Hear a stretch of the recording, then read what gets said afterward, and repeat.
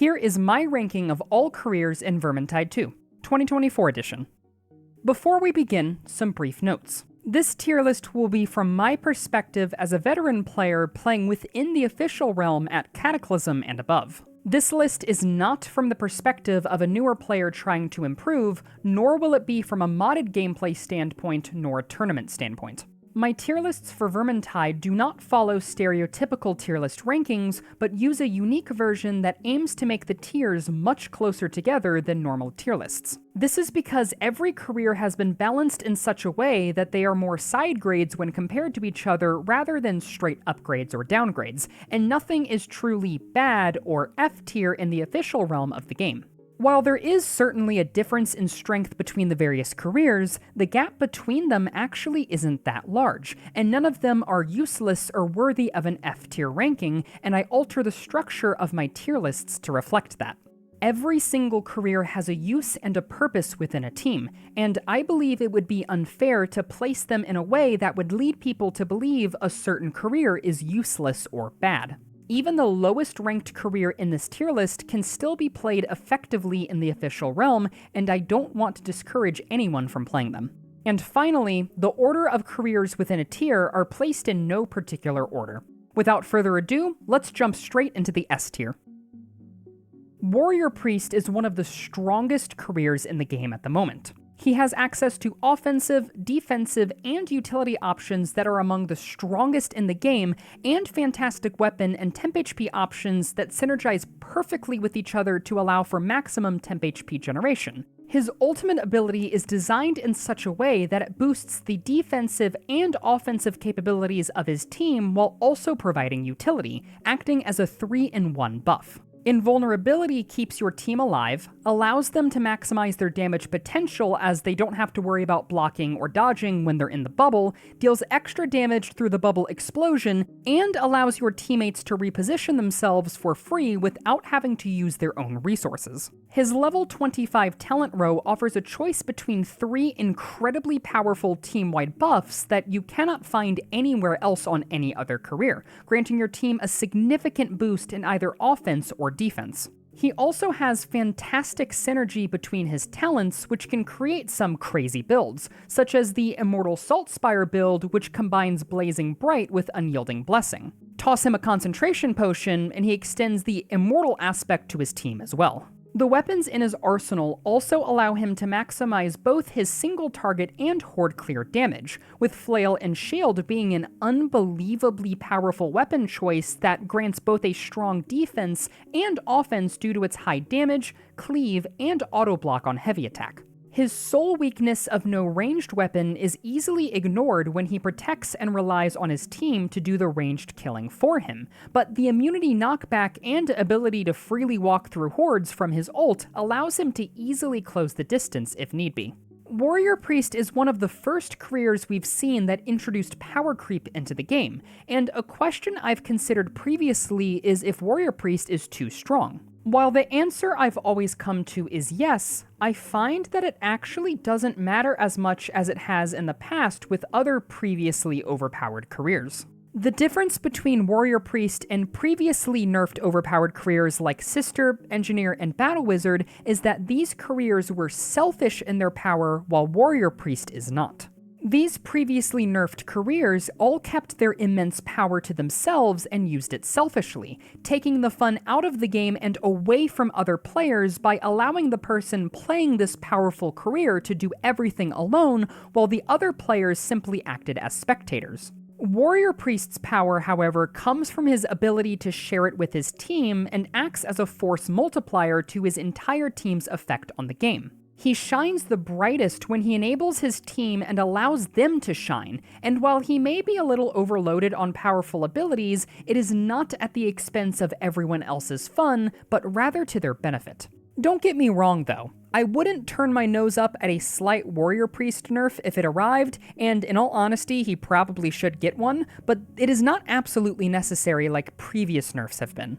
Joining Warrior Priest in the S tier is Engineer. Even after his nerf, Engineer is still one of the strongest careers in the game and arguably the best special sniper. He has fantastic survivability with a shield or other high stagger weapon and staggered temp HP, with a blade of armor making him even tankier. He has the ability to build for horde clear, special sniping, anti-armor, and boss damage all at once with combos such as Ingenious Ordnance, Trollhammer Torpedo, and the normal minigun, granting him virtually zero weaknesses as long as he has a steady stream of ammo and the occasional bomb fed to him. While Engineer does have a fairly steep learning curve to him, and newer players can find it difficult to play him efficiently, skilled Engineered players can easily take control of a lobby and make things much, much easier. Moving down to the SA tier, our first character is Battle Wizard. Battle Wizard is not as strong as she used to be after her nerf,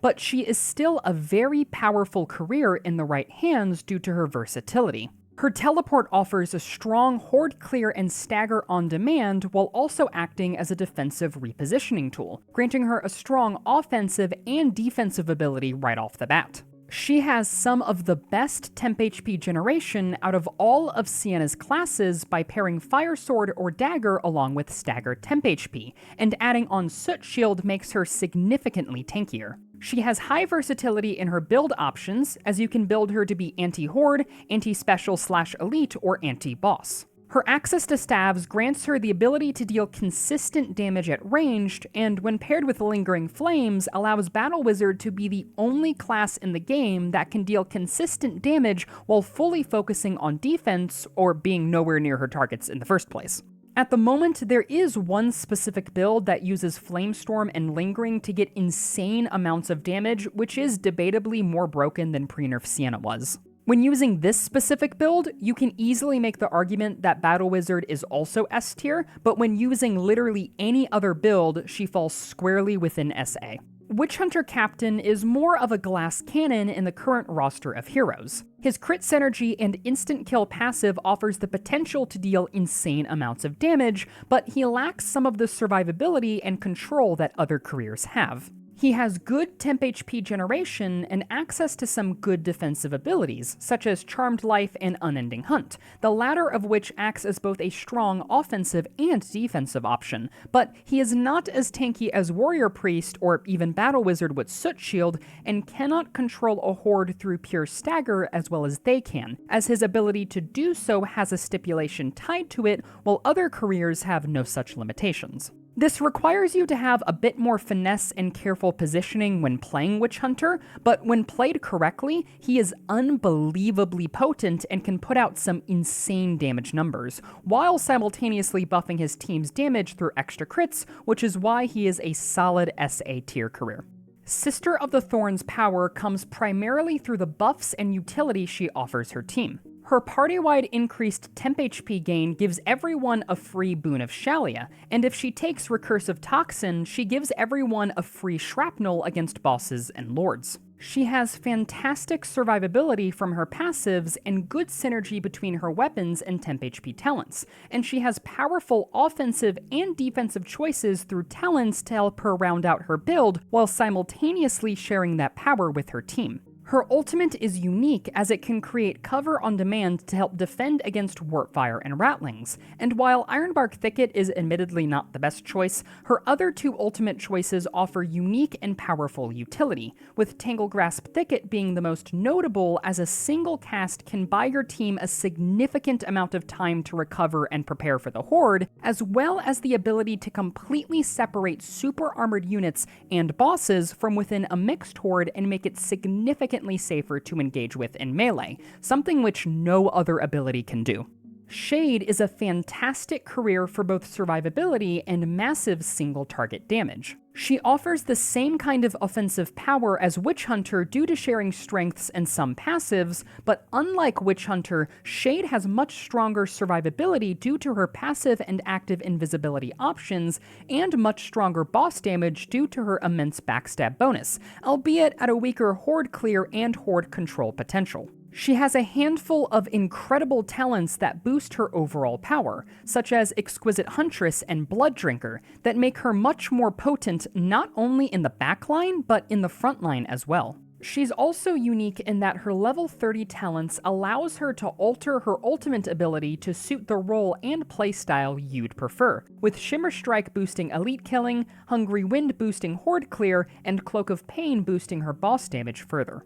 Foot Knight's power primarily comes through his ability to output consistent damage while offering incredible utility and defense to both him and his team at the same time. This is due to both the strong weapons available to him and his talents that boost his own power, which, when combined, allow him to keep up with the damage output of his team without sacrificing his own defensive capabilities. He has numerous talents that allow him to share his buffs with his team, including some of the strongest buff types in the entire game, such as block cost reduction, power, and damage reduction. His ultimate ability allows for an on-demand hard stagger that can frequently be the difference between life and death, and is considered one of the better defensive ults in the game due to its short cooldown, which, when combined with its hero time, allows for Foot Knight to always have his ultimate up when it's needed. Foot Knight also has access to heavy stagger weapons with staggered temp HP, allowing him to control hordes and keep his temp HP topped up with relative ease while putting out good amounts of damage,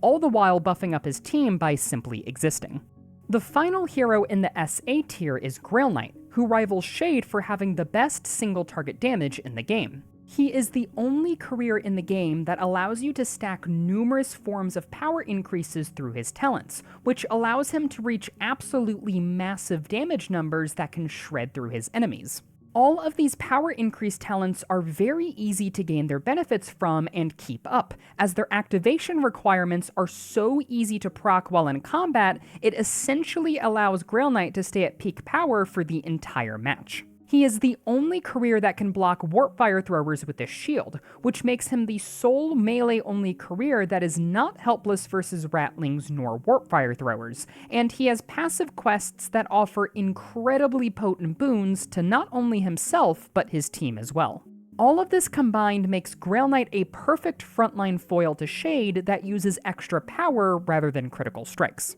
Moving down to the A tier, the first character is Huntsman. Huntsman is the definition of a high skill floor career. He is very difficult to play correctly from a mechanical standpoint due to his reliance on headshots, but when you take the time to become good at him, he can be a monster. His passive allows you to run something other than conservative shooter on your ranged weapon and gain additional damage or increased ammo regen with Scrounger. His Poacher's Mark passive makes him incredible at special sniping at any range, and his talents support a headshot-focused playstyle that lets you crank out the single target damage on anything you can hit headshots against, including specials, Chaos Warriors, and even bosses. His access to staggered temp HP lets him gather it easily, which when combined with thick hide allows him to actually be very good at surviving in a skirmish if need be. His ultimate not only adds to his overall damage potential, but allows him to escape bad situations in an instant and make distance to allow you to use your ranged weapon, which other ranged careers would typically struggle to do. Mercenary is a solid jack-of-all-trades career that can do a little bit of everything all of the time. He has unfortunately fallen in the tier list due to the power creeping other careers have introduced to the game, but he is still a solid pick that can round out any team. He has good temp HP gain, good weapon choices, a powerful ultimate that offers good survivability to both him and his team, and a plethora of talents that allows you to build him really however you want. He best functions as a hard frontliner, but he can also function as a dodge tank, horde controller/clearer, elite killer, and pseudo-special killer perfectly fine as well. Zealot is the best balance between pure offense and defense in a tanky character. His passive ability and ultimate allows him to put out incredible amounts of damage, whereas his Death Defy perk and defensive talents allow him to take more punishment than most careers could typically handle. He is one of the few careers in the game that does not sacrifice damage output for personal defense, which makes him a strong pick for when you want to survive while dealing crazy amounts of damage. But unlike higher-ranked tanks like Warrior Priest, he is an inherently selfish class and does not offer his team any boons or buffs, which causes him to be ranked a little lower on this tier list. Handmaiden is almost identical to that of Zealot, but as a dodge tank rather than your typical tank. She's a selfish career who uses her own abilities and talents to avoid taking damage while fighting in the frontline, but unlike Zealot, she does offer her team some boons, including an incredibly powerful stamina regen aura that no other career has, and a faster revive speed that heals teammates. Handmaiden is also unique in that her ultimate has the shortest cooldown in the game, allowing her to freely move around the map and through hordes with ease and be where her team needs her the most, no matter if that is on the front line, back line, the enemy's back line, or anywhere in between. Handmaiden is often referred to as the Clutching Queen due to her high mobility and survivability, which can make her a good choice for higher difficulties despite being a more selfish career when compared to higher ranked careers. She can be deceptively difficult to play though, as ulting or reviving your downed allies at the wrong time can seal your doom or theirs, and it does require a bit of game sense to understand when and when not to get someone up. Ranger Veteran was one of the first support careers introduced into Vermintide, boasting a wide range of abilities that grant his team various boons, including extra attack speed, damage reduction, ammo, temp HP, and even extra bombs and potions. He is also a highly flexible career, allowing one to build him for various roles to best suit the team, although he works best as a special sniper who, when taking into consideration his melee options and temp HP options, can also flex into horde control. He has received a few nerfs over the years, and while his boss killing and potion and bomb printing isn't as good as it once was, he is still a very good choice to round out any team. And as I mentioned, his temp HP talent options synergize incredibly well with many of his melee weapons, and when combined with his powerful damage reduction talent makes this supposedly backline career a menace in the frontline as well. Ranger Veteran shines the brightest though in higher intensity game modes where you're likely to fail due to attrition, as he can keep his team topped up with plenty of ammo, potions, and bombs, which no other career can claim to do as well as he can. Pyromancer is in a much better place than she was previously. What used to be a mediocre jack-of-all-trades character is now a potent spellcaster that has enough melee power to be able to hold her own when she's forced toe-to-toe. Her passive perks and various damage talents grants her potency in either ranged or melee combat, allowing you to build her as you want. Pyromancer uses both crit chance and power boosts to her benefit, which creates a unique yin and yang playstyle that requires you to balance her usage of melee and ranged combat equally to get the most out of her. Slayer is similar to Witch Hunter Captain, as he is best described as a glass cannon, but better described as a momentum-based glass cannon. Slayer at his core is quite squishy, but as you gain momentum while fighting, he becomes less and less squishy and more deadly. The main thing that allows him to feel like a true frontliner are his damage reduction talents, but it's incredibly important to match the correct talent with your weapons, or Slayer will feel much squishier than he actually is at his peak. When built optimally, he is a little murder and stagger machine that can put out some unbelievable damage numbers fast, and if you take Crunch and Adrenaline Surge, you can have stagger that is equivalent to a shout up every 10 or so seconds, which can easily trivialize hordes. He absolutely has zero defenses against Ratlings, Warpfires, and multiple Disablers who perfectly line up their attacks though, so while he is a powerful career, he certainly has his weaknesses. Necromancer is a unique character who can have similar melee potency as Unchained while having similar ranged potency as Battle Wizard or Pyromancer, making her Sienna's version of a jack-of-all-trades character. Her passive acts as a damage increase for both her ranged and melee damage, which, when combined with her Cold Flames perk, ensures that any enemy struck by Sienna at least once will always be taking the increased damage. Life Taker is also easy enough to proc that it virtually guarantees Sienna to have an extra 10% crit chance while in prolonged combat, further boosting her melee and ranged damage when it matters the most. Her talents have melee and ranged focused options, but a handful of her talents apply to both melee and ranged attacks both, allowing you to truly build her as you want to and making her incredibly flexible. Her ultimate is the most unique ult in the game by far, as it grants on-demand aggro draw and damage on any target you wish. While the damage her skeletons do is not very high, they offer incredible defense to Sienna by watching her back and intercepting enemies who would otherwise hit her, as well as offering this defense to the team by temporarily drawing aggro away from them,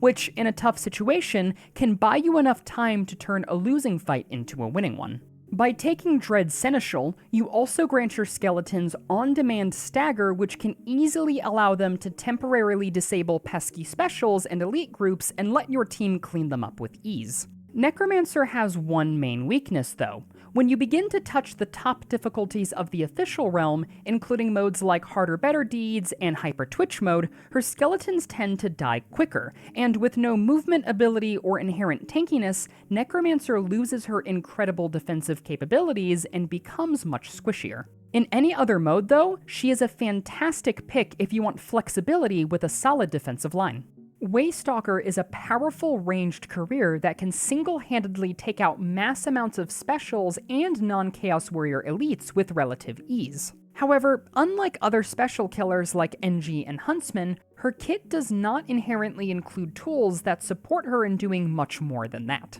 The saving grace is that her level 30 talents allow her some flexibility in her strengths, with Piercing Shot being particularly effective versus armor and bosses, and Loaded Bow being a good horde clear tool. However, in choosing these options, you will inevitably sacrifice some of her special killing power, unlike other ranged careers who sacrifice little to none. She offers some good utility in the form of health regen to her team, but she also boasts some weaker talent options which inherently limit her build potential compared to other careers. You could make the argument that these weaknesses should land Waystalker in a lower tier, but I would still argue her to be within the A tier as she does her one job so incredibly well with just a single press of her ultimate ability button, as well as when you run Bloodshot. She also has the ability to kill multiple elites and specials in the blink of an eye with just one button press, which virtually no one else can do and is unbelievably valuable in really high difficulties.